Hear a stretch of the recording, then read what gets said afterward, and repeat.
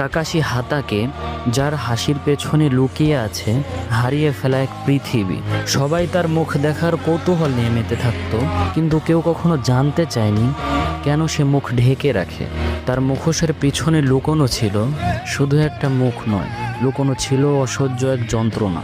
এই গল্পটা শুরু হয় এক বেদনাদায়ক মিশন দিয়ে। কাকাশির বাবা ছিলেন এক মহান সিনোবি, যার নামেই ছিল ভয়, সম্মান আর দায়িত্ব। কিন্তু একদিন একটা সিদ্ধান্ত তার জীবনে সব বদলে দিল।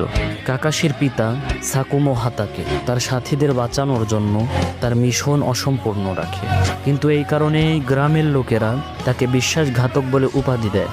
কিন্তু ধৈর্যের সীমা তো তখন ভেঙে যায় যখন সে দেখে সে যাদের রক্ষা করেছিল তারাই কাপুরুষের মতো মুখ ফিরিয়ে নিয়েছে।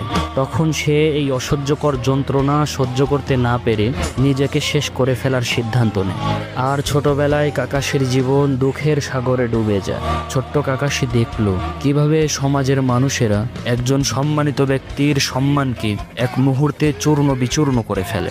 সে শিখেছিল বাঁচতে হলে অনুভূতিগুলোকে মেরে ফেলতে হয়, এবং সে সেই দিন নিজেকেই ভেতর থেকে মেরে ফেলে। বন্ধু অবিটো তাকে শিখিয়ে গিয়েছিল বন্ধুদের ফেলে যাওয়া সিনোবি নয়, সে একজন নিকৃষ্ট ব্যক্তি। আর সেই কথা বুকে নিয়েই সে বাঁচে প্রতিদিন। শুধু এই ব্যথাতেই সীমাবদ্ধ ছিল না তার জীবন, তার ভালোবাসার মানুষ তারই হাতে নিহত হয়।